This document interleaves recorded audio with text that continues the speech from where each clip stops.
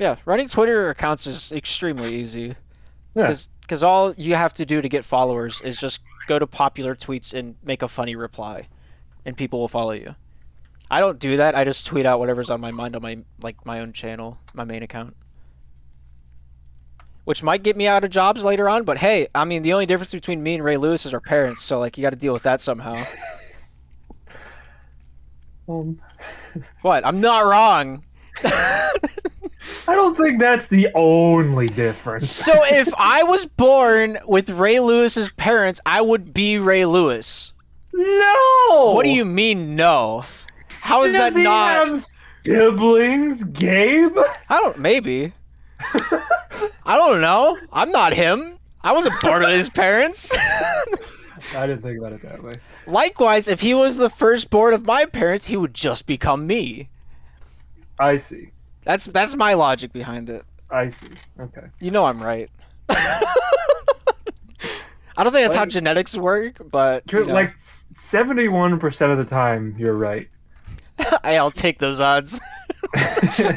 Which, I mean, that's still like that's a passing grade, I think. Yeah, C's to get degrees.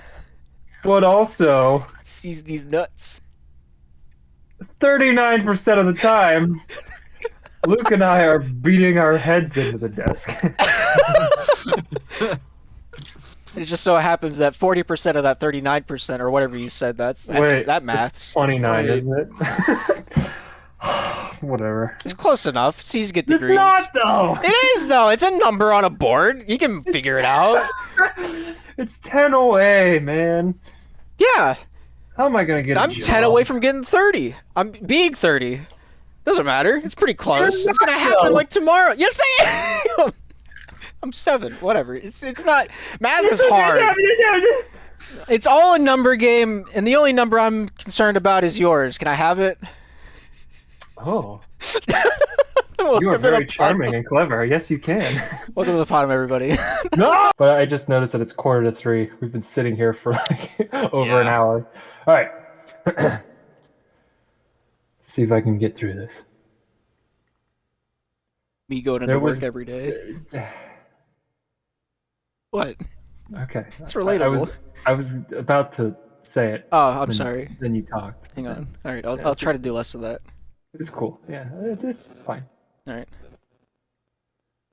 So like it. There was a. All right. Yeah, you can include this. Whatever.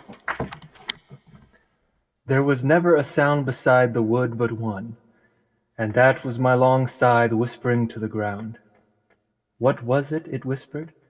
I knew not well myself. Perhaps it was something about the heat of the sun, something, perhaps, about the lack of sound, and that was why it whispered and did not speak. It was no dream of the gift of idle hours, or easy gold at the hand of fay or elf. Anything more than the truth would have seemed too weak, too earnest love that laid the swale and rose, not without feeble pointed spikes of flowers, pale orchises, and scared a bright green snake. The fact is the sweetest dream that labor knows. My long scythe whispered and left the hay to make. Hey, to make what? All right. Well, we've achieved comedy pretty early on. Welcome to the PoDumb, everybody. My ears actually hurt from that. Well, good. That poem sucked. You deserve that. How dare you? What do you mean, dare I? The name of Robert Frost. Oh, is he the guy that was on that one podcast that one time? Ours. Yeah. No. No? Not yet. Yes. That's the phrasing you're looking for. Not yet. Just now. Then. I guess now that we've slighted him, he's probably not coming on. Is he alive still? He's quite dead. All right, so it's very less likely now that his grandchildren are dead. Oh, so it's still a maybe. Yeah. I'm getting mixed messages here because you're saying no, I'm saying yes. Luke's just there at the moment. Yeah, he's where the mixing comes from. He's the mixer. Yeah. Have you ever gone to a mixer, Luke? I don't think so. Not yet. Define a mixer. I was gonna ask you. Oh, Wait, do you not know? Like, it's whenever you have like two groups of friends hang out and you like mix. Like, I thought it was like speed dating. yeah. I mean, the only format that I've seen that like happen is like three dudes like, hey, we're gonna go to the bar. There's a mixer on Friday. We're gonna go hang out and see if we can find a date. And then like, you know, you just have a random person across from you. You know, 3 guys, 3 girls format. You know, you're just kind of hanging out as a group, seeing if you vibe. oh, okay. Yeah, no, I've never done one of those. Huh. Yeah, I haven't either. I've seen it in anime though.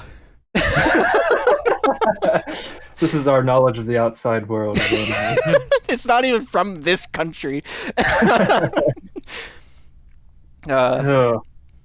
Yeah, it's been a second. Well, I guess not really, because we've had a backlog that I've been like sifting through. Yeah. So to us, it's been a while. To you guys, it's been like a week and a half. But It's Well- been 3 months. that feels roughly correct. Well, we recorded the day before New Year's Eve. That was the last time we recorded a PoDumb. And it's currently the day after April Fool's. Because Scott thought yesterday, whenever I said, hey, we should record the PoDumb, it being April Fool's, he thought it was a joke. Yeah, I was just I didn't pick up on that at all. Yeah. And so today, it's happening. We're doing it Yeah. live. We're not doing it April live. Except that we are. So today, we're just guys. What do you got? You got something lined up? You want to talk about something or another? You want to Yeah. talk about the unrest in the Middle East? Yeah. Yeah. Tell Do you us actually what want you to? I'll lean into this. Well, I mean that topic, unlike the Andrew Tate thing, will actually always be relevant. You know, that's a fair point. Even Robert Frost would have had things to say about that. Like, did you? All right. So this is like my only plot point that I know of. Did you hear that like Russia, China, India are all making like a new one currency that all those countries are going to use? There's a few more in that mix, but Wait. Who's making it? Russia, China, India, I think South Africa is in cahoots with it as well. They're making one currency that all the countries are going to accept. Dogecoin? I don't know. I don't know if it has to be tangible, like physical something or another. Huh. But maybe it's not. I don't know. I don't know. Yeah, that's something I learned this morning. I don't know how far along the process they are, but there have been talks amongst the grapevine. That makes me nervous. Yeah, it's kind of whack. What? There's the headline. New currency, kind of whack, says local influencer. This is a picture of Uncle Lance. So if you're a journalist, could you put that like in any title instead of like local influencer does X, Y, or Z, and be fine? Because you're not allowed to like knowingly broadcast a lie if you're a journalist. Well, as soon as you make the paper, you are an influencer. Yeah. Yeah. Well, what if you're just talking about the guy that's influencing? Like, what are you then? Oh. Well, wait. Are you a jerk? Wait, hang on. I don't understand where you're coming from. I thought you were asking about yourself if you made the newspaper. Oh. No, I mean, like, all right, so let's say I'm a journalist. Like, that's my only occupation. I read a story about guy wrestles alligator out of a tree. Turns out he put it on Instagram. Could I say local influencer demolishes alligator and, like, make that the storyline? I don't think he's an influencer though, because his intent was not to influence, right? I mean, he's influencing the alligator. I mean... I suppose that's fair. What if he was under the influence when he did it? Would that make... Oh, local influencer. It's not alcoholism.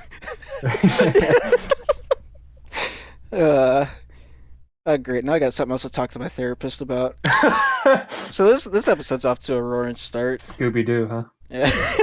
Don't rub. That's the only episode, because I edit I think I've edited all the episodes up to this point. Yeah. And I get so tired of listening to the episode that I've never re-listened to any of them except that one.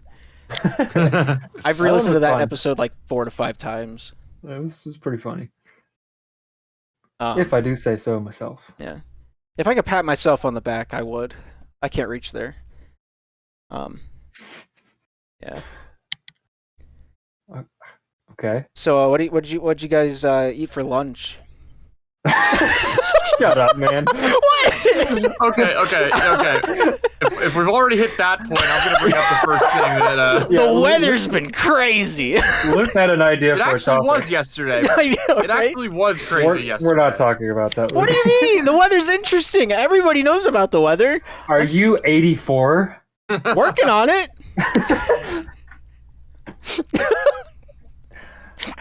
It's a work in progress, but I mean,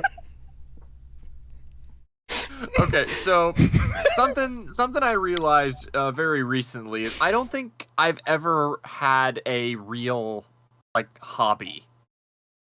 What? What an So, interesting well- way to start the conversation. Go But on. you drink. That's not He's a an hobby. He's not. We have already established he's an influencer, Oh yeah. right? yeah. That's not a hobby. That's a lifestyle. It's not right. Yeah. He chose the way of the wine. Yeah, exactly. But I mean, like something like casual that like you can kind of occasionally passively think about that just you kind of do to take your mind off of stuff. Because all the stuff that I do that other people might consider a hobby, I'm trying to do for like a living. Okay. So I know you're thinking about the acting stuff, That's what I do. That's what I'm trying to do for a living. right? And that's Yeah. just like a whatever Which a for lot- most people. Yeah. So I'm getting into Yu-Gi-Oh. Ah, yes. Oh no. Yeah. Oh no. Oh no. Oh no. I also chose Yugioh because upon attracting the attention of a female a few months back, Ah. I realized my virginity was in peril. So I decided to add Wait. a few. That was, the level of Like- gymnastics my brain had to go through to understand what you just said. Like peril, as in. I'm still doing jumping jacks, trying to figure it out. So what he wanted to say is that he's just so handsome and Okay. desirable Okay. that he's Yeah. about to lose his virginity. Just want to sell yourself I out realized there. it. Okay, I realized it was as close to being in peril as it had ever been. So I'm trying to lock down on that now. While Ah, Right. yes, of course. Right. Yes. Yeah. You're saving yourself for Yu-Gi-Oh. The Almighty, of course. Yes. Go on. Well, yeah, okay, yeah. So she's into Yu-Gi-Oh. no, No. I'm trying. No. Oh. She hates Yu-Gi-Oh, and he doesn't want her to be attracted to him. Ah. So he picked up Yu-Gi-Oh, which is such a broken idea. I can't even actually- pick it up. It's so broken. No, I actually picked up Yu-Gi-Oh because it had been interested. I had started finding the idea interesting. Like I watched a couple episodes of the anime, and it just seemed kind of fun. I just kind of wanted to give it a try. Sure. So what are its The- positive? The virginity thing was just a joke that Daniel and I were talking about I got you. that I just thought was funny enough to use. It's all fun and Um, games until it's not fun anymore. Then it's just So the games. White Dragon or whatever. Blue Eyes White Dragon. You're all close, actually. Yeah, Blue Eyes White Dragon. Yeah, okay. The things I know about Yu-Gi-Oh, I can count on a single hand. Oh, same. Um, Same. That's kind of part of why I wanted to get into it. I kind of just wanted to come in blind and see what I could. Yeah. See what I could get into. See what I could figure out. So I bought a couple of Walmart. Surprisingly, has like more Yu-Gi-Oh cards than the local our comic book and game shop. Oh, interesting. Is it like starter packs or is it booster packs that they have there? A little bit of both. They Walmart had a couple of structure decks, which are basically Oh. like they give you kind of everything you need to formulate a starting strategy. Yeah, just so you can like get in and play a few times to see if you like it. Yeah, kind Yeah. of. And then they also have little packs that they sell that are kind of just random cards. Okay. that you can kind of mix into your deck to kind of enhance it or whatever. So I've been looking at that, but I wanted to share with you guys. It's because it's amazing I call it the dichotomy of Yu-Gi-Oh! How different some of these cards are. Because first of all, I'm going to put images into the chat and then I'll describe them. All right. For the audio listeners. But here's the first one. So take a look at that. Is that the Ark of the Covenant? That's literally what I said. Yes. That's literally exactly that's just the Ark of the Covenant. Yeah, because it's got the cherubim. It's got the birds on it. It's like a gold box. What the card is? It's literally it's a gold box with like the image of kind of an eye on the side, but it's got like the two birds facing each other. It's literally just picture the Ark of the Covenant from Indiana Jones, or the Bible for you weebs. But oh, the manga. Yeah, I read that. So what? This card, select or remove from play one card in your deck. So you play this card, and then you get to play another card on top of it. And then the next turn you activate it and remove the card. Well, that's a different. This one on the screen is different from the one I've got. The effect on the one I have is banish one card from your deck face up. During your second standby phase, after this card's activation, add that card to the hand. So you're basically like delaying the play of a card until the next turn. Oh, that makes sense. I can see how there's strategy behind that. Yeah, it looks like this is like a limited edition version of the card on the screen. Yeah. Mine's just the regular version. Very strange decision. Gold sarcophagus. Yeah. The Ark of the Covenant. But that one was just, I threw that in as an extra. What really I wanted to show you, I'm going to show you a couple of these this Okay. Oops, no, I didn't mean to click that. That's not what I wanted. Here's another card. This is a monster card. This is basically like he's this red-haired like warrior with like a flaming sword. Type of thing. Then you've got I mean, the designs are pretty cool. I mean, that's the thing, yeah, like par with Japan. Like here's another one. This one's one of my favorite designs. I love this guy. It's very Sephiroth. Kind of Sephiroth.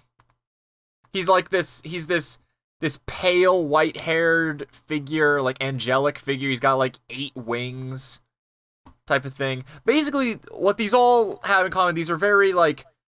Very cool designs, like very like, and they're not all humanoid. There's one in here that's literally just a giant robot. Oh yes, Roberto. Yeah, I've seen him. That's also not bad. But then, like, you have these cards that are like this cool. These like they're these artifacts, and then there are these warriors, and then you have cards like this. It's a poodle. It's literally just it's just a poodle. It's not like a monster. Oh, its name's Mary. It's not like a mythological like version. It's just a poodle. It's called Outstanding Dog Mary. Yeah. Wait. Oh no, never mind.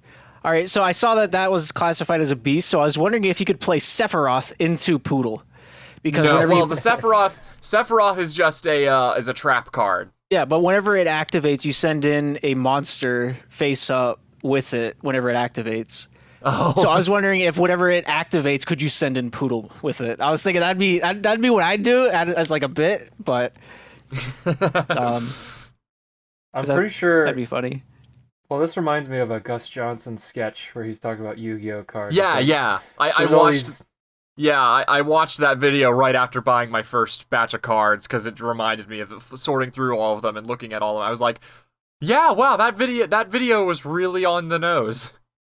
Like, he got it exactly right. Yeah, exactly. He's just like, yeah, we got all these, like, dragons and, like, dark lords, and then it's just, like, a pile of mayonnaise. What's the most poop you ever seen? I feel like this is playing off the part of your brain that liked Cardjitsu from Club Penguin. I never played Club Penguin. That is a callback right there. Because me and my brother, we've been playing the Club Penguin Legacy. because some fans remade the original Club Penguin and put it up. There's no card jitsu in it though. That's stupid.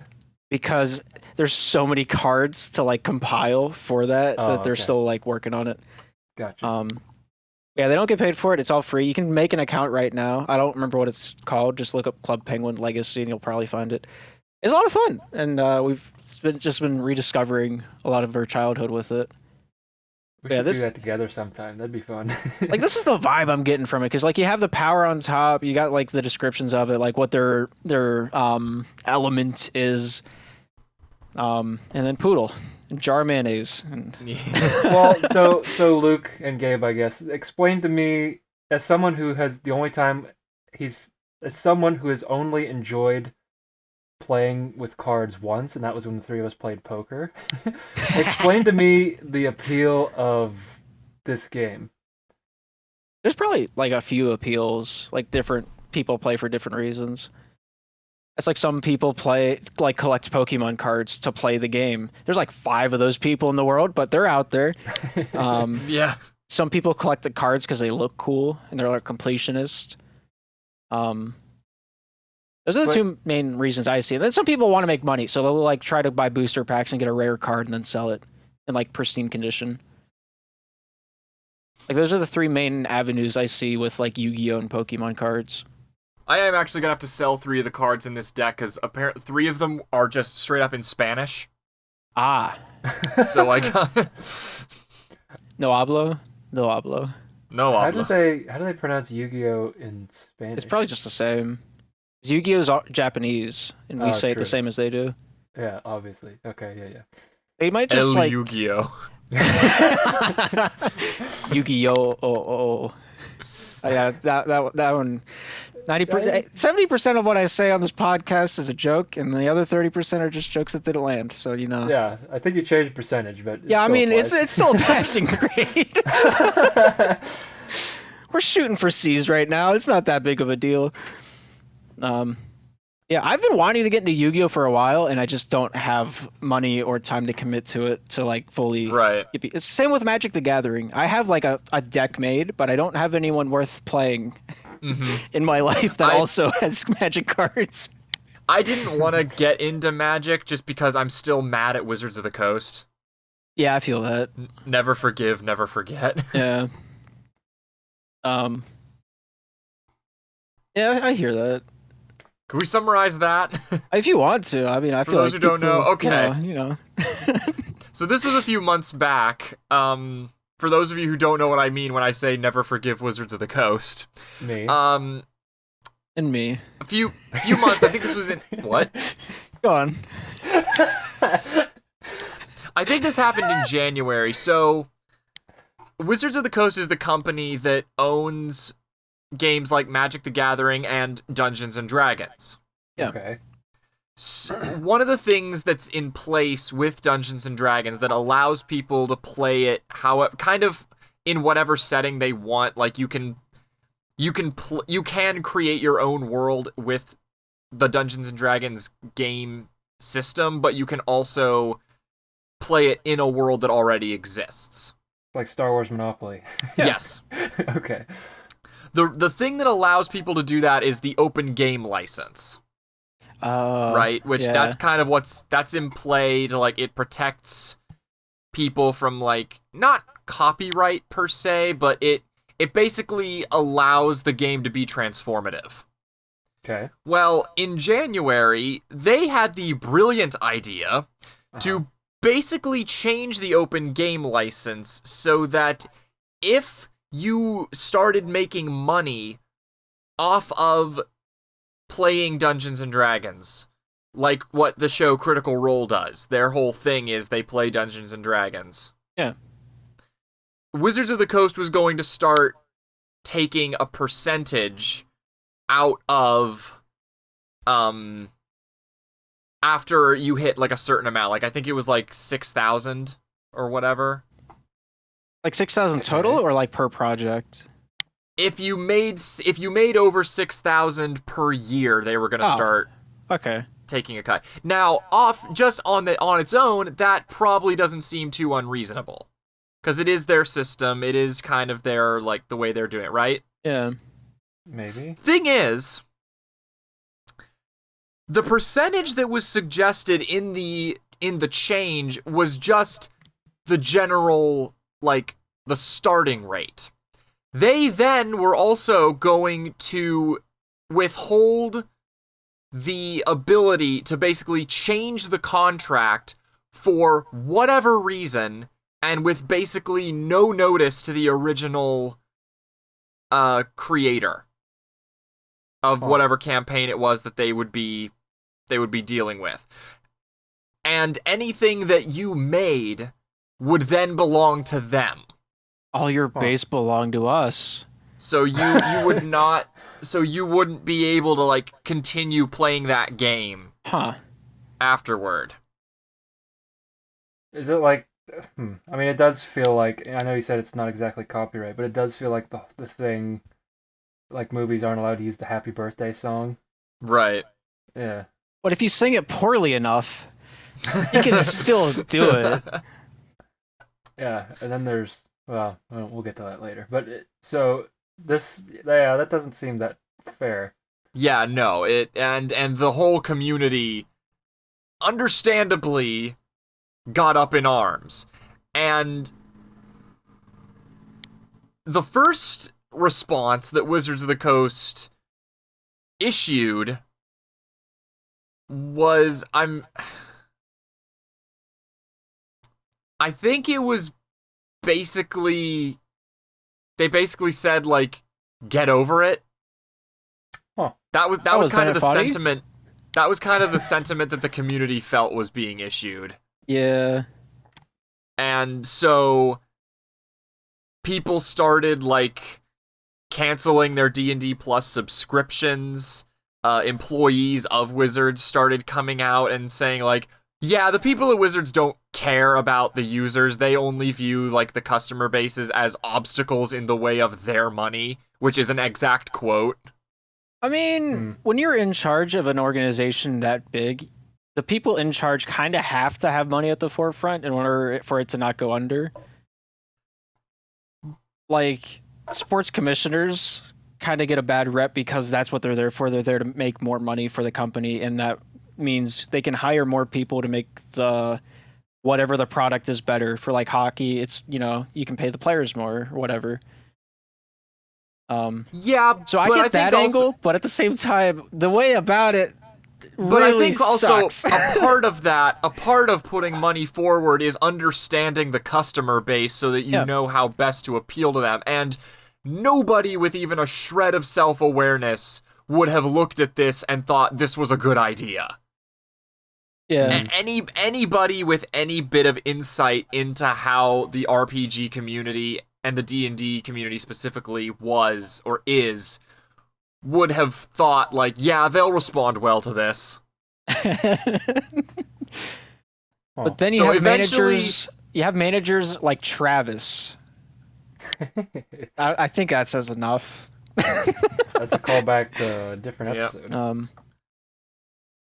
Eventually they did. They indicated that they were backing off changing the open game license for now. And the emphasis I'm putting on for now is the main reason that I'm saying, like, never forgive, never forget. Because they tried to pull this once, and I don't think the backlash is going to stop them. It just means that next time they're going to be a bit sneakier. Is there something stopping somebody from just creating their own version of that was happening? Because that started happening. Yeah, another Wizards of the Coast's rival company started making their own open game license that did the same things that the current Dungeons & Dragons open game license does, except with the caveat that it doesn't matter how much management changes hands, that open game license would never change. Yeah. Which lawyers were actually looking at the current Dungeons & Dragons open game license and actually pointing out that same caveat is in the current open game license, so nothing that Wizards of the Coast was trying to do was actually legal. Yeah. It's not... Because it's like whenever... I can't remember what the game company was. They tried shutting down Dark and Darker. For being a roguelike dungeon crawler, You can't copyright a genre of something and just say, no, this is ours. We made roguelikes. This is all ours. Like, you can't just go into it like George Lucas sits down, anything in space is mine. Like, you can't do that. Nor should you be able to do that. It's like whatever the YouTube channel was, tried to copyright the word react. The Fine Bros. Yeah, Fine Bros. Yeah. There's a reason it didn't, like, happen. bet you forgot about that one, internet. Yeah. That was I saw a clip 8 years ago? Gosh, I don't remember. It was a while back. I saw a clip, and I don't know how true this is, but it was of one of the kids from the Kids React series. Yeah. And they're like in college now or whatever. Yeah. But they were complaining to these guys interviewing them that the Fine Bros never let you say what you were actually thinking. If you were thinking something that they didn't want you to say on the show. Which that kind of defeats the purpose of, I don't know, the whole thing. Exactly. Other than the make money part, like that's yeah, exactly. Which I don't know. I kind of get it, because if you are making YouTube and you do want to be successful, you kind of have to curate what the content is. A little bit, but you don't want to do it to the point where you're dishonest, I guess. Yeah. I don't know where that line is, but I know there is one. Because there's a point where you have to keep doing you have to meet expectations and you have to meet quotas. Right. So their quantity of how much they had to put out, and they had to ensure a certain quality to it in order to keep their fan base, whatever amount of people it was. Exactly. Like, so if you have a bunch of teenagers and middle-aged mothers watching these React videos, and you have this kid talking about Pepe, I don't think... I don't know what some of the things he was saying, but he, like, the guy in the clip, he felt like a Pepe guy to me, which I respect that. Yeah. But anyway, so that kind of stuff, I'm sure the Fine Bros took out, if it was at all present. Oh, probably. Because, like, whenever they started, it felt like they just kind of brought in X amount of people and got enough material to make the episode. But after a while, they're like, all right, this is our recording day. We have to get this video done today. We're putting it out. We have to have this many clips to work with. Right. So we're going to watch this video again. Give us a little more something. Go. Yeah.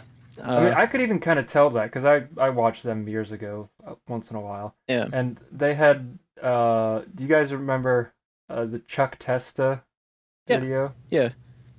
Vaguely. It's they had kids react to that, and it's this hokey old guy who's a taxidermist showing off his animals and saying, "You probably thought this pheasant was alive, or that this bear was alive. Nope, Chuck Testa's taxidermy." Yeah. And every single kid said, "Oh, that's terrible that they killed animals." I mean, it happens.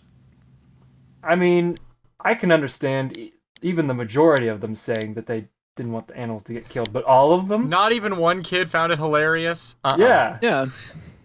So to me, I even could tell it felt rigged back then. It's just like the news nowadays. Let's get political. Right? Yeah, let's talk about the news. No. Basically, all that about Wizards of the Coast to say that's why I didn't get into Magic the Gathering. I mean, that's a fair reason, too. I chose Yu-Gi-Oh! Now, I mean, admittedly, Konami's not really much better. They are for now, but, like... Yeah.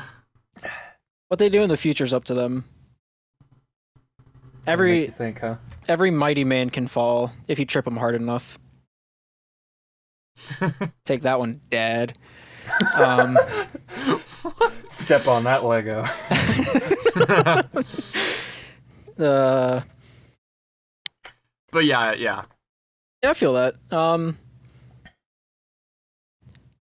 Everything that I've said, I'm almost repeating myself now that I think about it. Yeah, no, I've already talked. I've said my piece. Yeah. Well, that's not the bit I thought you were going to bring up, Luke. No, I know what the other one you thought I was going to bring up was, and I'll still bring that up. But I just wanted to kind of share that, kind of give you the dichotomy of The duality of Yu-Gi-Oh, as I've come to call it. Well, do you want to make a quick case for why? I don't even understand why you would say, I want to get into this. Like, what draws you to it in the first place? I want to clip that. So what exactly do you say you do here?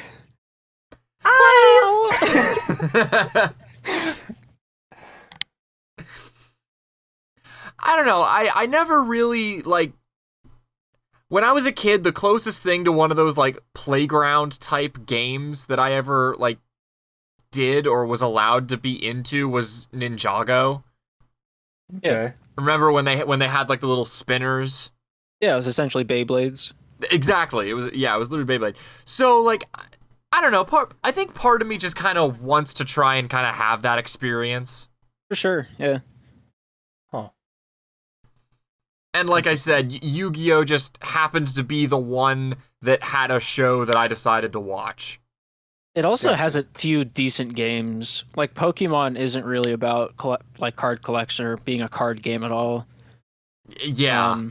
Yu-Gi-Oh, on the other hand, there's a lot of decent games for that franchise. Oh, so the show is based off of the cards, not the animals, like in Pokemon. The cards are just more integral to the anime. I gotcha. Yeah.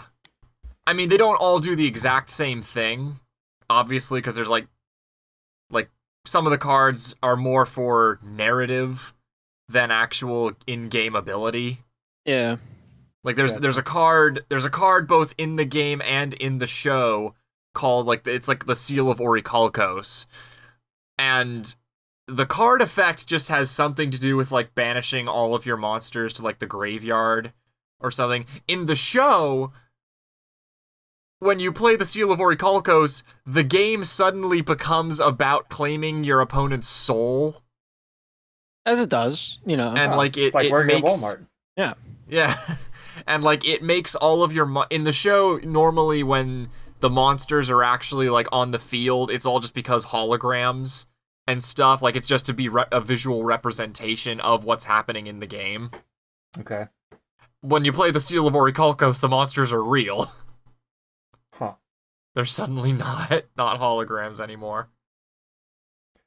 Did I tell you guys I sunk like $150 in Pokemon Go like in 3 days? No. That doesn't surprise me. It kind of surprises me. Hang on. Wait a minute. What do you mean it doesn't surprise you? You seem like the guy that... I'll use Clash of Clans for an example. You don't want to wait for your building to be done. Well, I've also spent like $200 on Clash of Clans too. Yeah. That doesn't surprise me. And keep in mind, these were like separate, like 3-day binges of the games. It doesn't take that long. Like up until like your 5th month playing it, an upgrade takes like 7 hours, maybe. That's a day. That's not. That's like a third of a day. Not even. It's too long. Well, then you close the get game, it started. Scott. Get a life. You get it started in the morning, and then you go to work, and then you get. Ugh. You play it 20 minutes every rotation of the Earth. But I like playing it more often. Well, make a second account. I have 5. I didn't think about that. Battle yourself. Test your own durability. I play Sea of Thieves with 2 controllers on the same sloop. You can get another Clash of Clans account. He told me about this before you got on. He made a new Sea of Thieves care account. I bought an Xbox One again because my brother stole my other one. Because we wanted to play NHL 23. So now I have an Xbox sitting here. I got a controller in my lap. And I already own Sea of Thieves. So, like, take the thing I like and make 2, push them together. More thing I like. Huh. So that's like how it feels to chew 5 gum. Stimulate your senses, or whatever they say. Yeah. That's a lot of stimulation. It's a lot. I'm barely, like, keeping up with it.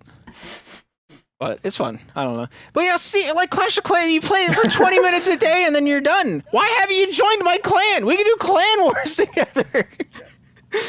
I got rid of the game because I was doing exactly what I told you. I have trouble with overconsumption with a lot. Yeah, we need to talk about this. So this is your intervention. Do you want to talk about this? I mean, a little bit. Ask me a question. Do you think? All right, I don't know if I want to talk about this on the PoDumb. Now that I think about it, I know who listens to it. I also don't want to grill you over Discord over this. I mean, I know it's a problem, but like, yeah, it's Hello, it's a my progress. name is Bruce. Hello, Bruce. It has been 2 weeks since my last clan raid. Oh. Yeah. I got kicked out of the clan because I uninstalled it for 3 days and I missed my attacks. Life's been rough. I also, gosh, I forgot about this. I also sunk like another $100 in like World of Tanks. All right, that one's more understandable. That one's more understandable if I'm being real. Yeah. It's not as fun though. That's because you're playing it wrong. Am I though? I don't know. I've played like that a game. not good soy boy. I probably have like 150 hours in World of Tanks, maybe. Well, this was like 2013 World of Tanks. Like this was a while. No, maybe not 2013. This was probably 7 years ago at least, though. Beginning of high school for me. Yeah. It's a fun game. It's gone way too complex since I've last played it, so I probably won't get back into it, but... Was it World of Tanks that people were like, the user base was like hacking the Pentagon to get like stats in order to show like that the tanks were wrong? That is the aviation version called War Thunder. Okay. There is an official militarily authorized person from Russia that plays that game, and he got so upset the plane he was flying was inaccurate to real life that he leaked government documents to prove that he was right and that the cockpit was on the left side instead of the right, and a few other things to go along with it. There's details in reality that aren't in the game. Like, I don't know, all of the blueprints to build the plane. This has happened, I think, multiple times now, but that's the most recent one. Is one of the most recent Russian planes is now just on the internet somewhere that you can find if you try hard enough. Huh. World of Tanks might have also had that. I don't know. Well, World of Tanks. I mean, the combat is so much. I mean, from what I remember, is so basic compared to what I imagine War Thunder could be. Because you're flying in War Thunder. There's a whole third spectrum to deal with, like up and down. Yeah. And tanks move like slow. Yeah. And the fast ones, the brakes don't work. And the fast ones do not stop. Yeah. Just like planes. Planes don't have brakes. Unless you count down enough. And then you will stop. I can smell your brain trying to work out that sentence from here. I know what I wanted to say. I had 9 different avenues to go down to say it. I'm just glad I stayed on the same road I started on. Yeah, I've been thinking about getting the World of Tanks again. I'm not gonna lie. Dude, we should play sometime. I'd be 100% down. Honestly, the game, and this kind of goes back to Luke wanting to get into a hobby. The game that I would actually want to get good at is like the VR, not the VR, but the flight sims that are combat realistic. Oh yeah. Cause I just want to know what all the little buttons do. The one thing that I want more than anything that doesn't exist is a way to play VR flight sim, like that level of detail where you have all the buttons that all of them do different things. But the Battle of Hoth. I want to be Snowspeeder. Dude. That'd be amazing. Dude, that would be so fun. For a later time. We'll get into that later. I have 3 things that I want to build off that topic with. All right, I'm not going to say anything. That's for a later time. Keep it in. Yep. I feel like I think I can say this with confidence. Every man older than, let's say 15, has full confidence in themselves that if a plane needed them to, they could land it. Do you think you could, if you needed to? Could you not die landing a plane? Is somebody on the phone like walking me through it step by step? Yeah. Then Yeah. then yeah. Yeah, maybe. Yeah. Because, I mean, we all grew up with joysticks already, so we're already halfway there. Yeah. I mean, that's practically the whole thing. You basically are a pilot currently. Yeah. 90%. So what I've learned from watching Ground Pound 69, that's not as Air Force Proud is his name. Okay. he has a different sign off every video. That's one of my favorites that he uses. So watching him play, I realized that a lot of aviation is just knowledge on knowing what code, like signs, like what everything is called. Yeah. The code words for everything, like knowing the alphabet for call signs, like Foxtrot, uniform, Charlie, Echo, all that. Yeah. That's like half the battle. Right, and I feel like, I'm sure there's certain things you can't learn, but you could, especially after getting good in a flight sim, I mean, you could probably, like, actually fly a plane, like, take it off, too. Probably. There was Go on. No, go ahead. I was watching this live stream 6 months ago where they would bring on a Twitch streamer and put him into a fully realistic flight sim where they actually like train cadets. Mm-hmm. And they said, all right, you're going to be my co-pilot, but you're going to do almost all of the work. I'm going to handle the radio. You do everything else. All right. You think you can handle it. And it was just like 6 hours of these two people sitting in a cockpit just flying a plane. And the amount that he had to learn, like reducing like turmoil and how to deal with like air, dispersancy, I think is the right way to say it. Dispersal? Yeah, like knowing what like all of the things in front of you mean, like all the monitors whilst you're flying, how the autopilot works. It was so cool to watch. I know Ludwig was one of the guests. That's the one that I learned from. Oh, okay. Then they had a few other guests on that were really cool to watch because he knows a decent amount about aviation. Not enough to be a real pilot, but enough to get like a plane from A to B. Okay. It was so cool to like watch, like, all right, so we're gonna have to turn flaps on, and he'll show you where the flaps are, like where each of the throttles are for each of the engines, like where the lights are for the cabin, the bottom of the plane, the lights on the side of the wings, all that. Like he knew what all the buttons did, and that was baffling to me because there's like 90 million different toggles and switches inside of that plane. Exactly. And here's another question: do you think pilots do better on the dating scene? I don't know. Because they know what all the buttons do. Oh, okay, that was a bit. I thought it was like a genuine question. Well, they know what the buttons do. That's attractive to men. Oh yeah, I'd date a pilot. Yeah. Well. I could land a plane. Yeah, that might be the ADHD side of me. Like, my hyperfixation about a year ago was aviation. So that's why I know the amount that I know about it. Remember when we were into blacksmithing? For the 3 days, and then that still counts. I mean, yeah, I'm still kind of into it.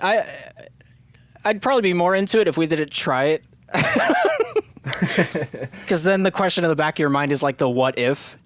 Right. Yeah. Speaking of what if like things. This is a horrible segue. Luke, do you want to bring up your topic? Sure. Okay. Hey Gabe. Hey Luke. The color blue. Smash or pass? Oh, just pass. Why? I don't know. Kind of depressing. Reminds me a lot about my past. Not really about it. What kind of blue are we talking about, Luke? Like I'm thinking royal just blue? like kind of a not quite dark do you know the Facebook logo? Yeah. That shade. Well, you see, So I colored closer to my sky room blue? that color of blue, so I'm like staring at it right now. Yeah, pass. No. Oh yeah. So if it's that blue, then yeah, pass for me. Yeah. Okay. How about like ocean blue? Smash. Pass. That's a hard smash. Still pass? Yeah, pass. Huh. Why? Okay. Is this leading into a race joke? Because I'll commit to it. I don't know if I'll like it afterwards, but like. Okay. Green. All right, Smash or pass? we're not racist yet. I don't know. Remember, this is the color of Shrek. Yeah, but at the same time, it's the color of disgust. Oh, true. So, like, I'm thinking about this inside out logic. Because that's a pretty decent representation of what each color is supposed to represent emotionally. That's fair. I'm probably thinking about this way too much, and it's just the color green. Nah, I'm not into it. See, I think green. I think like Ireland.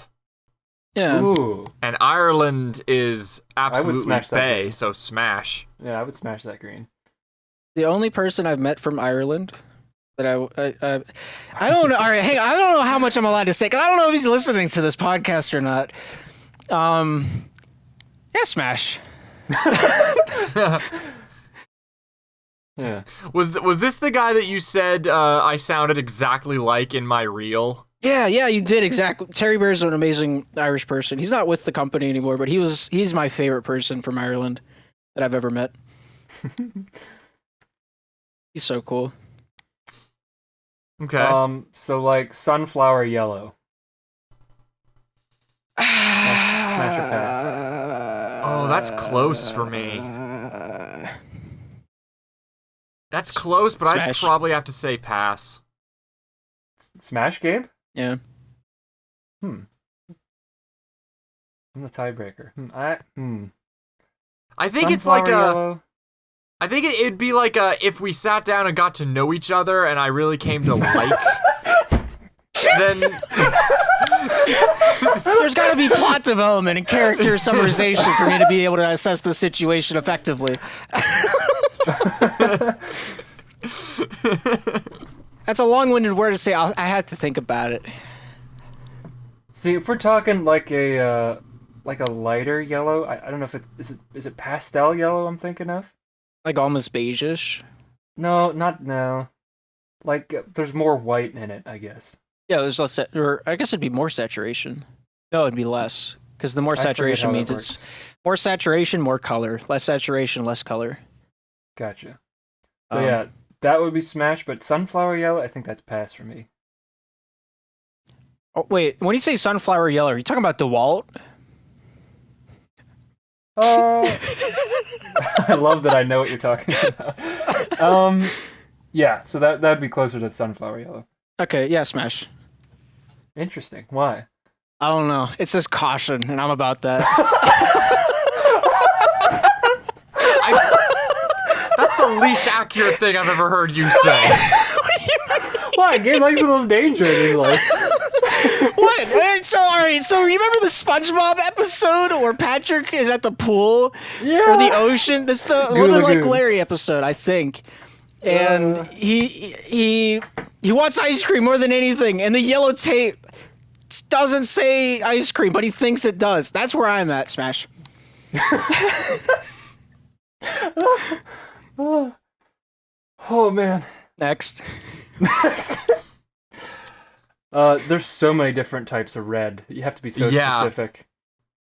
Red is pretty much always a smash for me. All right, personally. now we're getting to the racist area. I don't know if we should go down, because like what? I don't know. No. What do you like? Oh, red. Yeah. Red was racist, but yellow isn't. Oh yeah, that's a good point. I wasn't thinking about it back then. We're talking about the literal, actual pigment colors. Oh, Yes. now we're talking about the pigment colors. What? Smash. So you're talking like rose red, Luke? I'm literally, basically, pretty much any red. Like, I don't think there's a shade of red I dislike. The amount of terminology I'm holding back from right now.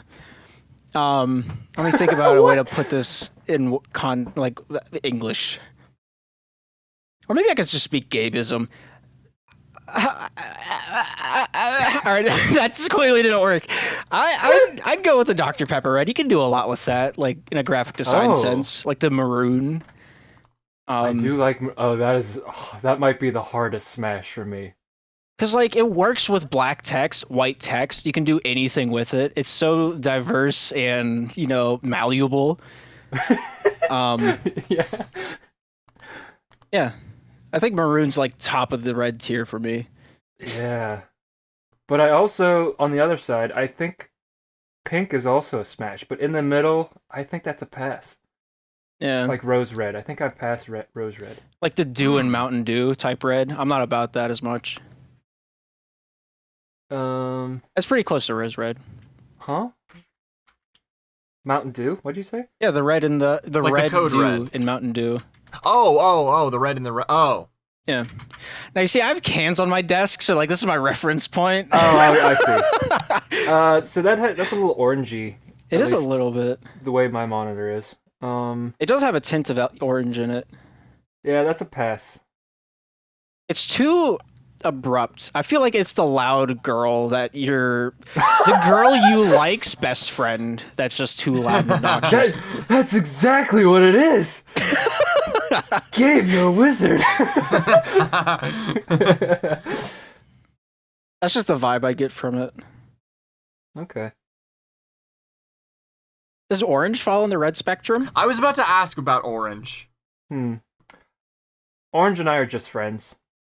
Yeah, we're brothers. A lot of fun together. Well, yeah, Gabe, yeah. But in this scenario, orange is just a friend. It's neither a smash. Well, I guess it's a pass technically, but it's neither a smash or a pass. It's just the limbo of maybe. It's the horrible will they won't they zone. Yeah. I feel like everything labeled orange is something you shouldn't touch. Or like something that draws too much attention to it. I can see that. So I don't have any examples. That's just what my heart tells me. So smash or pass? Probably pass. Pass? Luke? Yeah, I'm gonna have to say pass. Yeah, I can see it. Wow. Three for three passes for orange. Orange is certified no. What about tangerine though? Like that's smash. Like that's entirely a different ballpark right there. Hang on, let me look. Tangerine versus orange.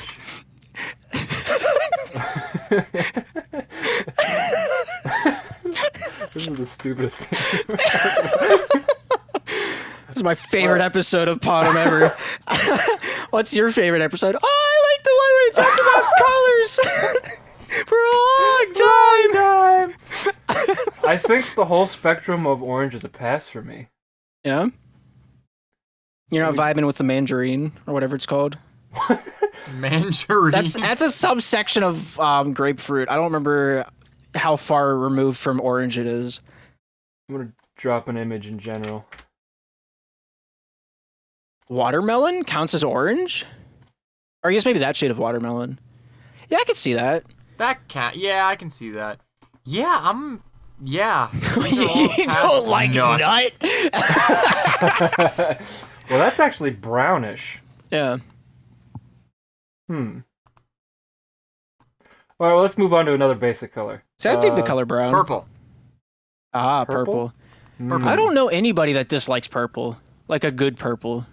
Well, but would you smash? Yeah. Like, we're talking about, like, the color of royalty at this point. Like, that's just... I don't know. More than gold? Well, I mean, back in the day. Like, now it might be different, but... Like, purple and gold were, like, the two. It was purple with, like, gold accent. I guess that makes sense. Because you had less of gold to go around. Let me make this weird. Oh, it hasn't been? There's something motherly about purple, isn't there? Maybe. You know, I was going to say something about I feel like purple would be more of like a tender love. That's what you're thinking. Periwinkle. This is the most feminine talk we've ever had. It's not though, because it's smash or pass. Oh yeah, that's fair. I'm back in the boat. You lost me for like 6 nanoseconds. periwinkle. This is an annoying color. It's trying to be different. Right? It doesn't know what it wants to be. Yeah, it's that, and also it knows it wants to be different, but doesn't know what that looks like. It's like the girl you like's best friend. It's just It's her mom. Yeah, she's just trying to fit in. She thinks she knows what's the cool kids are into now, but she's saying things like yeet whenever she sits down. It's like, remember on the date, like when you brought Meg to the movies with all of us? It's her mom. She was periwinkle that day. Oh. I learned a lesson that day. Pass. Wait. We were asking about purple before. Periwinkle. Oh yeah, purple. I'm done with it. But periwinkle we're passing? Yeah, periwinkle, it doesn't even count as a color. It's kind of like in its own... It's like the leper of colors. Yeah. It's not really part of a village. It's just kind of in between them. Right. I like purple, that. I'm going to have to pass, because it's, like, again... Too mom. It's too mom. Like, see, I'm into that, so, like, you know... You know what? Well, all right, what was my stance last time we brought up, like... 80 plus. No. I don't remember what the bit was I committed to, because I feel like I need to double down on it, but I don't remember what it was. I'll just say what my heart tells me. Smash. Alright, well, fair. What do we have left? Let's see. What did we say? But then again, what about Violet? Violet's a purple.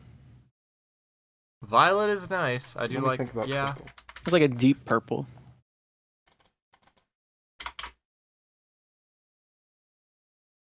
Hmm. What about teal? Teal's a very, like, First calming. of all, Violet still has mom vibes for me. Does it? So yeah. That's the closest to black you can get, though. Not the images I'm looking at. What images are you looking at? Teal, that's like a green, isn't it? Teal's, Yeah, it's in like between green and blue. Yeah. I learned that from Steve. I'm too unsure. I'm gonna have to say pass on teal. See, teal gives me I think it's the most calming color in my library. True. Yeah. Like, it's very much I would hang out with teal. I don't think I'd...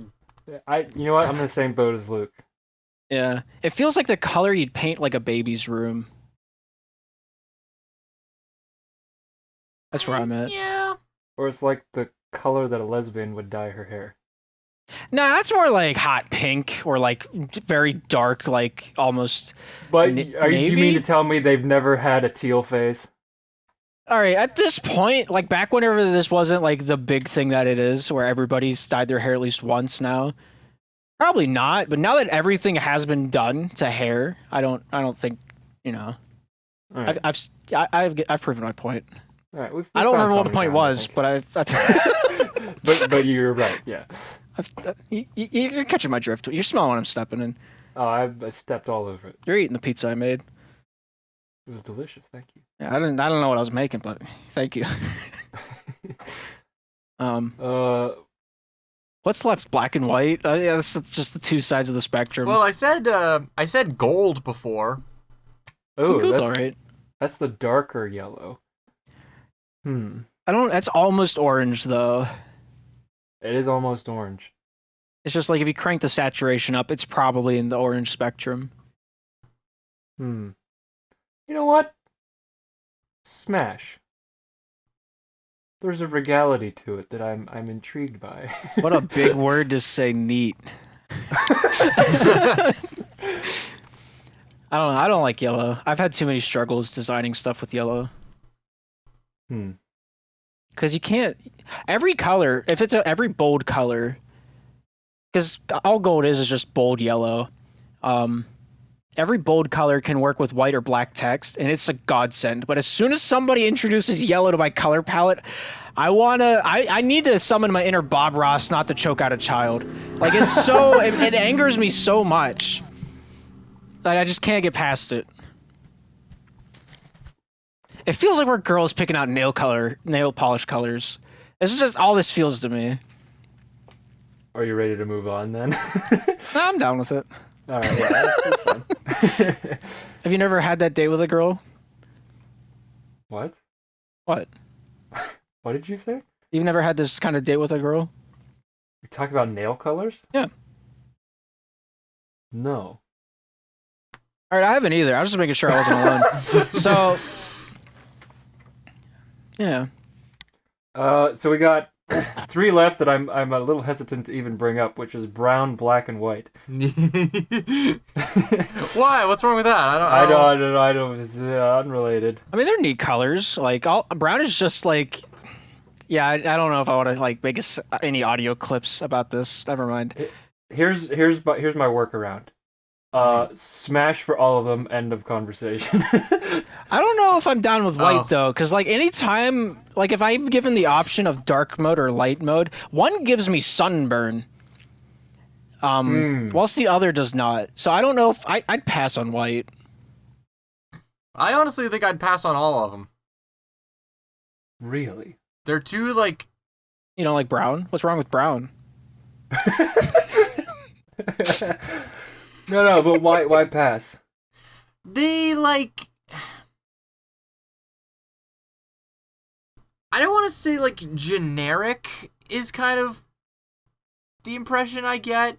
They're like. They don't really evoke anything like in me. I don't feel emotion when I see them. I feel that. Yeah, like when I see red, like any kind of red, I get like something triggers. Yeah, I want to punch people. I'll get like I can get like a response to that. Okay. Whereas like with black and white,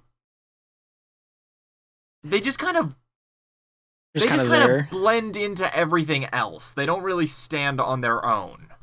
I disagree. Okay. So with both black and white, there's something absolute about them that is kind of like, I don't know, it just kind of makes me step back and just like stare and like awe. Yeah, there is something absolute about them. They're absolutely the worst colors to pick from, no matter what. Well, they're not the top of my list. Me and Gabe are still going for burgundy or like maroon. I think maroon's the best color. Yeah. But also, smash black and white. All right. I don't know. The whole grayscale is kind of. It makes me feel. We forgot about gray. Yeah. What's the word I'm looking for? Grief. Makes me feel depression. The whole grayscale, the whole thing, all of it. I could see that. That's kind of what I was. That's kind of where I was feeling, as well. Yeah, I mean, there's something interesting about gray but it's only interesting for like a brief moment. Yeah, it's like your first girlfriend. Like my actual first girlfriend, or just like first girlfriends in general? Just in general, but mostly yours.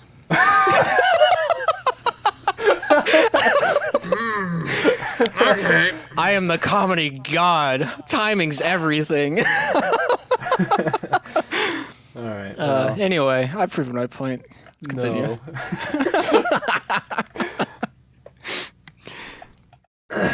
But no, pass on gray. Yeah.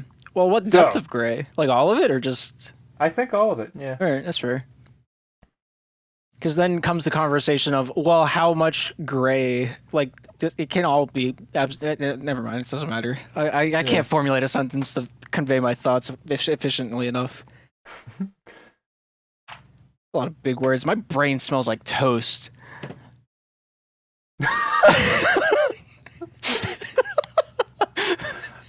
I was thinking of something to say, and I did not hear you at first. I'll get an email from you in the morning. Mark Zuckerberg! Mark Zuckerberg. Oh, man. So have we reached the end of this bus tour of colors? Cyan. Is that the little color wheel? Cyan. What is that? It's really bright blue. We already talked about that, I think. Did we? And that was a... No, we talked about different. teal. We talked about teal. We talked about teal and then ocean blue. These two are very similar. Wait, is cyan like sky blue? Way It's a little brighter oversaturated. than it's a bit brighter than sky blue. Sky blue is very bright. There's a lot of white in that mixture. Cyan is like the pure before the white's added. I can mix paint. I have confidence in that now. It's Yeah. too... Smash cyan. Really? Why? Well, so there is some teal in it, but it's happier. So I like. Oh, okay. It's less depressed teal. Yeah. That's a very accurate. I don't think digression is the right word for it. It's a very accurate statement. I feel like it's too bright and obnoxious. You know what? Sometimes cyan will be too bright and obnoxious, but in the end, it doesn't mean to be. It's just trying to. It's just naturally happy, you know. It's personal. Pass. Luke. My gut is saying smash. Yeah. See. Yeah. Yeah. It feels like the 45-year-old woman that won't let go of the past and will go to raves all the time. That's the attitude I get with cyan. That's teal. I don't. Nah, teal's too dark. Like, I mean, I don't. Teal's when they give up on the rave lifestyle. Oh, I see. Yeah. All right. No, that feels right. But yeah. I think we hit it all. I think we've won. I don't remember a single answer I've given. So don't post game interview me. I think we've just created the greatest podcast episode ever. Yeah. You know what? I couldn't agree more. Yeah. Yeah. What else could you ask for other than more? Come back next week whenever we invent new colors. Smash or pass numbers. 4 is the best. All right, 4 is by far the best number. 69 is a number. Correct. I don't see why you're passionate about it. That's the most, but it's the smash number. It's not though. I don't want to talk about Like, this there's right two now. funny numbers, but like outside of that, like, I'll pick a number 1 through 5. All right, 4's in there. Pick a number 1 through 10. 4's in there. Pick a number 1 to 100. Guess what number's in there? 4. 69. You're wrong. You failed. I gave you a layup and you forgot it was basketball. You moved your queen 4 to space and lost it. So I feel like this number episode's actually going to take off. I have confidence in it.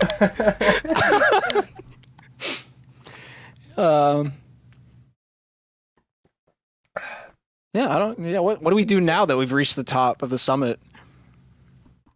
Well, I feel like there are 2 items that are also like distinct colors.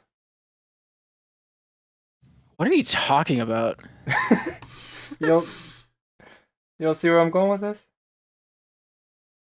Like one of them is like fairly red. Like sometimes it's almost burgundy, one might say, and the other is like more of a DeWalt yellow. Oh, I know what that color is. Yeah. Interesting. Yeah. Like, if you could only have one of them, like, it's obvious what the answer would be, no? I couldn't agree more. I don't actually remember whose turn it is. I think it's Luke's. Because I feel like if you're given the option between, like, if you're given lollipops with those 2 colors, like, it's pretty. Red's the best flavor of everything except Play-Doh. Somehow, all right. So before we go farther into this episode, I had this hour-long conversation with this child of a man about what flavor of Play-Doh is best, and I didn't know Play-Doh had different flavors to them. It does? I don't think so, but I'm not gonna find out. Have you guys actually eaten Play-Doh? I would taste it. I never ate it. Yeah. It That's weirder. You licked it and put it back? it smells better than it tastes. Let me put it. It's like coffee or like shampoo. No, it looks better than it tastes. It's like No, it it's like smells mashed better. potatoes. It smells better than You it like the tastes. smell of Play-Doh? You don't? You're weird. particularly. So if you're given... No, I've never eaten Play-Doh before. I don't think I have either. Yet. Sorry, yet. I don't know what's going to happen tomorrow. Yeah. So if you're given like the option, like if you're sat down behind a table, in front of you was the burgundy and the DeWalt yellow object. You know, you put your glasses on, see them better a little bit. You know, one's circular, one's a little bit less circular. From the side, the top's still pretty circular. So, Luke, would you pick wine or cheese? This bit's stupid. Cheese. All right, so you're in the woods with your cheese. You're a little hungry. You're not sure which way to go. You kind of just dropped in the middle of the My brain is generating the story right now. Give it a second. So you're out in the middle of the woods. You have your cheese. You hear some rustling in the bushes behind you. Is there anything you want to check out? Any direction you want to go? There's a mountain to your north. There's a plains to your east. There's a river to your south. I go toward the river. All right. See, quickly, swiftly, you just walk. Wait. You want to crawl? Pick? Yeah, he's got cheese. Oh, okay. Yeah. Leisurely stroll. It's a beautiful day. All right. Yeah, you're taking the scenery. You look up, you see the birds chirping. You know. Do you remember whenever we were younger, like the one specific bird? I can't do the warble, but like it just isn't around anymore. All right, sorry, this is a sidetrack. So you're walking down through the woods. That's a morning dove. You hear the chickadees. It's a decent dirt path. There's not really anything to like stumble on. There's a few rocks off to the side of the path as well. You hear some more rustling in like a berry bush off to your right a little bit. It says like periodically it'll go and then it'll stop. You want to keep going? You want to investigate? You just heading to the river, down by the river. Yeah, keep going. All right, you keep going down by the river. A tree falls behind you. Like, oh, that can't be good. You turn around, tree definitely fell over. Wasn't like hallucinogenic of sorts. Like, oh, that can't be good. So you wanna go over to investigate the tree? There's nothing around. It's just a tree that just fell over. Can I tell like did the tree fall over normally or did something like push it down?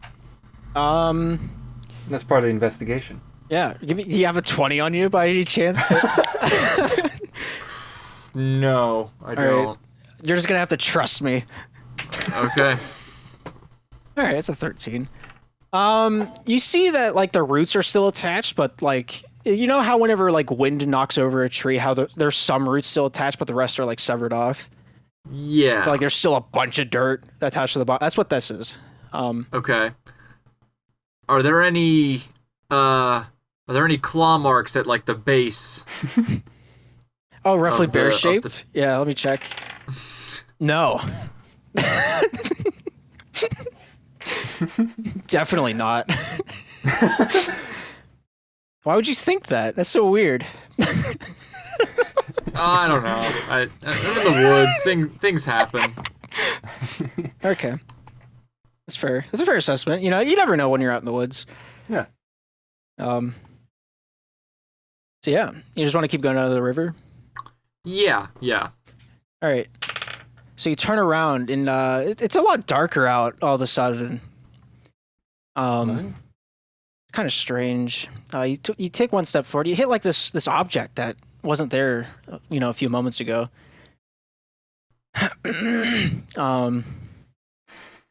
And I can't imagine what this would be. Does it feel? What kind of texture? In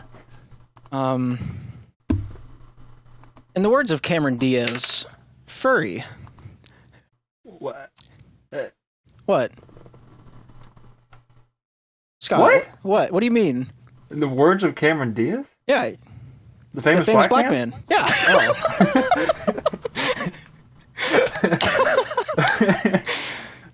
How could I forget? Yeah. Yeah. This object goes like up a couple feet above your head. So there you are standing with your cheese in the middle of the woods. Tree falling behind you. Furry object amidst your path. I will say, Grandpa, is that you? I'm very curious about his character now. Really warm air has come down from the above after you say that. And that's all that happens. That's the whole thing. There's like a just quick spurt of warm air. Oh, you feel just like always, Grandpa. Are you senile? I don't know. I didn't think about this. That's right. just kind of the voice that came out when I started talking. Oh, okay. So I was kind of hoping the character would form itself as I talked more. You'll get there. It's fine. So you hear some noises behind you. You turn around to look at the noises behind you, and here lies two bears from beyond the tree that has fallen. They see you. They look a little famished. They see your cheese. They look a little bit more famished. They start climbing over the tree to get to you. What do you do? I turn, put the kind of shove the cheese into whatever the furry thing behind me is, and then start moving toward the river. All right, so you give the 9-foot-tall bear the block of cheese that you had, and you scurry past him and like full sprint down to the river as fast as you can. You get down there and you turn around and the two other bears are coming like full charge at you. You subdued the other one, but there's still two coming after you. You can't imagine why. So here you are, brink of the river, two bears full charge at you. What do you do? How you getting out of this one, bud? Do I have any cocaine on me? A healthy amount. Is that actually like an amount that you can have? Yeah, it's a healthy healthy amount. one? What do you mean? All right. Do you not go to work? Wouldn't the healthy amount of cocaine be no cocaine? Yeah. Okay, so I have no cocaine. No. Wouldn't that make your situation worse? I mean, for maybe 15 minutes, but that's all I'd need. Do you know? All right. So, do you know how long wine or cheese normally lasts? You got a fair point. All right, let's continue. I'm afraid. Say your back is to a river. In front of you, you can't go anywhere. There's bears coming at you quickly. How strong is the current in the river? Think about the creek by Scott's house. Like, you could go in there and swim and be fine. You just have to, swim upstream a little bit. What's on the other side of the bank? Bees. So many bees. You don't want to go over there. There's a lot of bees. They're looking for honey. Oh. Wait, have you seen the new horror Winnie the Pooh movie? I've not seen it. Okay. I want to. I don't know if you do. Oh? All right. I was just curious if you knew any of the plotline or not. Was Moist Critical right? Was it bad? I mean, of course it was bad, but like not great. It's fun to watch with friends. That will make. I was gonna say, can you ironically enjoy it? Oh yeah, it was so good in that scenario. But as a movie, horrible movie. Yeah, doesn't he breathe bees at one point? He like can mind control the bees, which kind of makes sense. So dumb. But it doesn't. It doesn't really. though. Stay on target. I am. We're honing in on this Winnie the Pooh bit. Bear bees is relevant. Yeah, I was just curious if you knew any of the plot lines for it. A little bit. So I won't play into those because it's a horrible film, and we can't really make fun of it right now. So yeah, you jump in the river. I'll bounce into the river. You bounce into the river. I think Scott just picked up on where I'm going with this.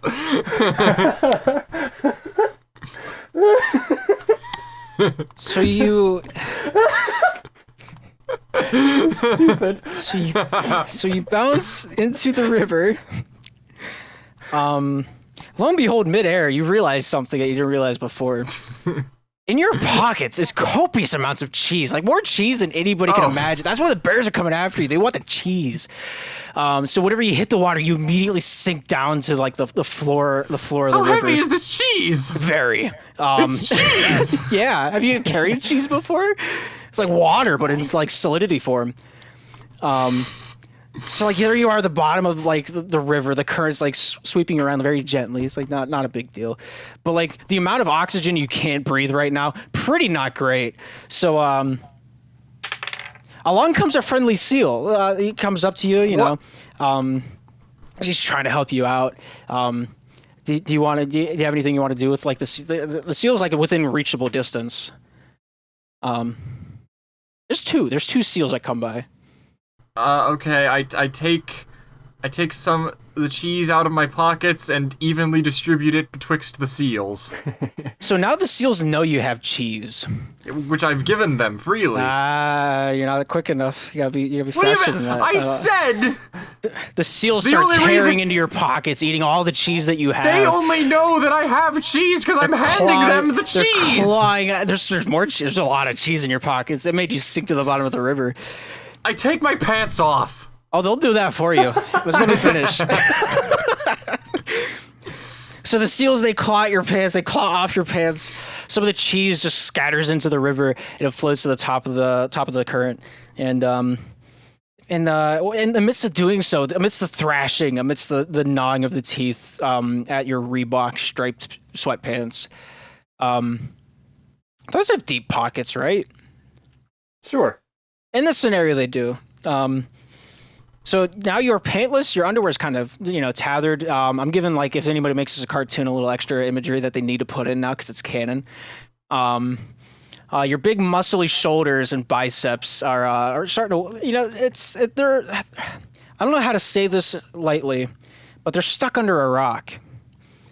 And at this point, you've been underwater for at least a minute, 2 minutes. Through the top of the river current, you can see two like brown figures like clawing into the water. The seals have made off with the majority of your cheese. Some of the bees you can see swirling above the ocean or the water as well. So there you are, trapped under a rock. It's now been 2 minutes because the narrator needs to keep taking time up. Yeah. Do you have any ideas on how you're getting out of this one? I feel like half of this is just you spiting me because of how much I try to win. I don't know why you'd say that. It is Judgment Day, Piper. I love it. Not at all what I'm doing. So you're starting to take on water. You're out of breath holding range. You gotta make quick decisions. Okay, I will. Okay, can I forcibly, reverse take CPR from one of the seals? Do you want to mouse to mouth with one of the seals? Yes. Sure. All right, so you grab one of the seals by the neck with one of your muscular hands, and you just... Seal's eyes go wide. Like, one of the things in, like, the checkout line that you squeeze and the eyes pop out? Yeah. That. And you just start sucking on it like it's a lollipop. And you're fine for now. Are seals mammals? Is this scientifically possible? It's wine or cheese. It doesn't matter if it's scientifically possible. Okay. I've just conversation with myself that I had out loud. So yeah, you're fine. You want to keep this seal in your grasp and. No, as soon as I have enough air, I'm going to start swimming away from all the ruckus. All right. So you're like still trapped a little bit, but so you try to get away, you can't. Let me give it a roll. Wait, what do you mean?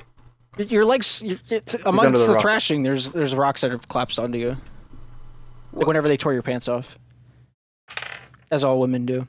All right, sure. You get out of the rocks. What? Press on. Anyway, so yeah, you get out of it. You get up to the top of the current. You're at the top of the world, as the Parrot Kings theme song once says. Except that it's not the world; it's just the top of the riverbank. So to your right, you can see the two bears clawing and trying to paw at the cheese that are floating down the river. Does cheese sink or float on its own? You know, strangely enough, I don't typically put cheese into the water. Can we pause the episode so I can go find out? Please tweet that too.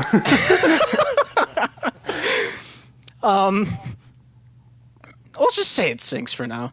So, but a few of the small, it's like rocks. You know, it's like sometimes really small rocks float. No. I learned this from Monty Python, by the way. So sometimes small rocks. really small rocks float. So sometimes really small pieces of cheese also float because the density is less than the water's density is more than the cheese. Therefore, floating happens. Look at oil. It's factual. I have science behind me on this one. Probably. Anyway, so the bears are pawing at some cheese that are floating. The seals are taking away some of it under the ground. You look to your left. There's bees, mini bees. There's like a couple. So they come over. They start picking up some of the cheese out of the top of the water as well. And behind you, you see a giant wave approaching, tsunami-like. What now, cheese boy? Luke, remember who you are. I take a big old deep breath, go back under the water, and wait for the wave to pass overhead, because that's how that works, I think. I don't think you know how water works, but we'll allow it. So you go underneath the water. The wave is on top of the water. All right, so whenever tsunamis happen, the place they get all of their water from is in front of them. And so, this is where riptides come from. This was my hyperfixation two months ago, so this is why I know water physics. So you go underwater, sure. And as soon as you go underwater, you notice that the water's starting to pull you back. Like the bears are getting farther away, the bees are getting farther away, the cheese is getting farther away. Except for the stuff they haven't taken out of the water, which is violently whipping past you. A few small rocks as well, because they float. So you're doing your best to dodge all the debris that's coming towards you as best as you can. There's a newspaper that hits you in the face. What does the newspaper say, Gabe? I don't know. It flew past you too quickly. I'm very uncreative.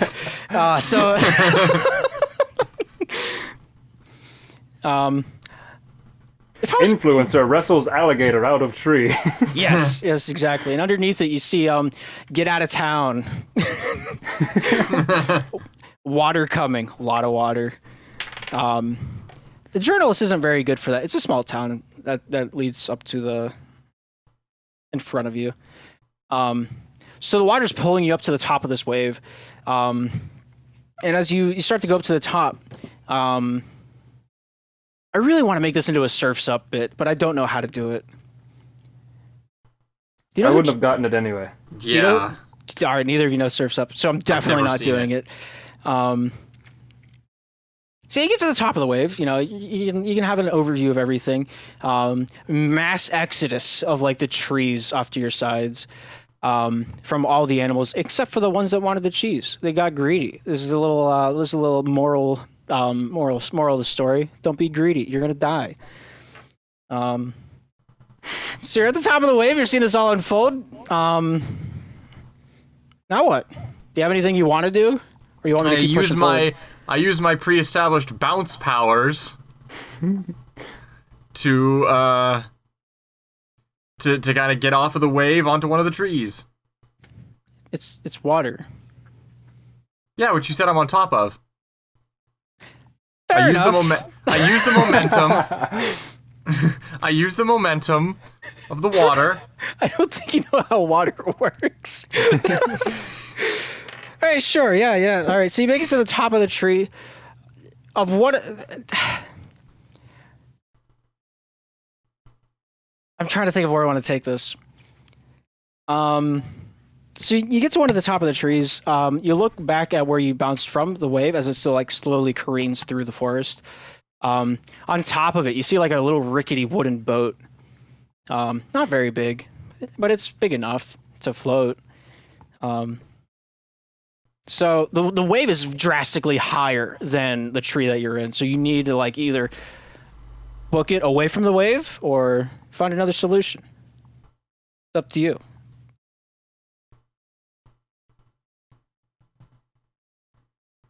Yeah, I'll book it away from the wave.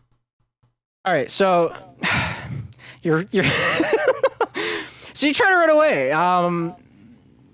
Water's fast. You try to be faster. You know the saying, you don't have to outrun the bear. You just have to outrun your friend. Right. When the bear is a couple miles wide and careening through environment, doesn't really hold much more truth. You start passing some of the animals. They're kind of, not as athletic as you, being like a few of the bears. But so you start running. You notice that the wave's slowly catching up to you as you start trying to make it towards whatever safety might be in front of you. Then since I have footing, now I bounce. All right, you bounce. The wave's catching up to you. Away from the wave to off to the side of the shore. I don't think you understand the magnitude, the power of Home Depot in this wave. Those two aren't really correlated to each other, but I think both stand true. This wave is miles long. It's a tsunami. It's not. Yeah. All right. So you bounce down towards the shoreline, or up the shoreline. You're in the woods. I don't know what you want from me. I'm not sure what you want from me either. I want you to die. Wow. Let me think. What's a creative way? I've kind of wrote myself into a corner. I thought about that, but then you guys don't know Surf's Up, so all my quips won't really make sense. All right, well, whatever. So you start making a little leeway on it as you start to bounce. Oh yeah, can I hop onto one of the bears and surf the bear? Maybe. Would you like to try? Sure. No. No, so much. The bear combusts.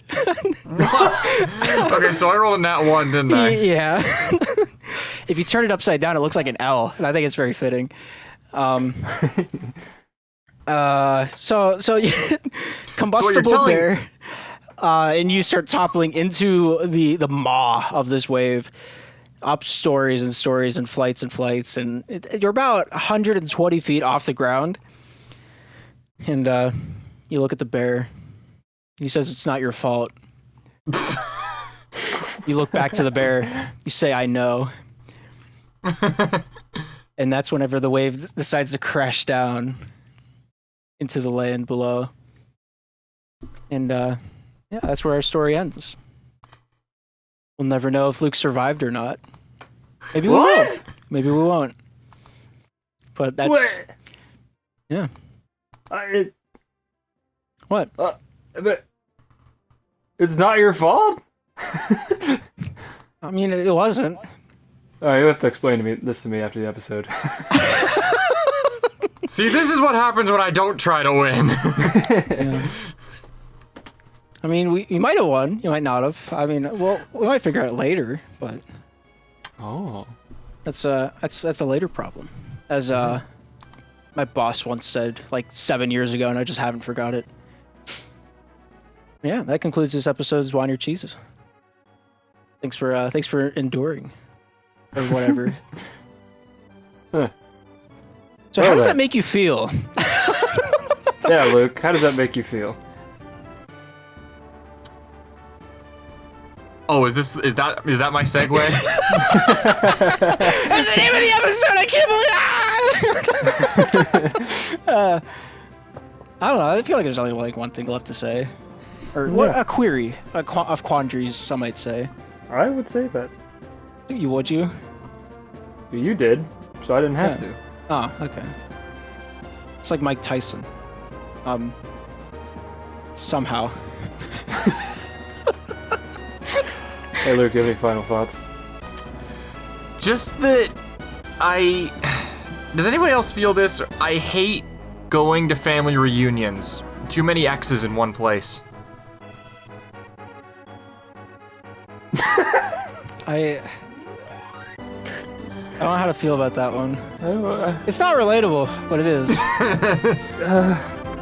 We've all been there. We've all wanted to date a cousin. That's the problem. We've all been there. I've seen you there. Alright, bye, I guess. Alright, I know how I'm editing the end of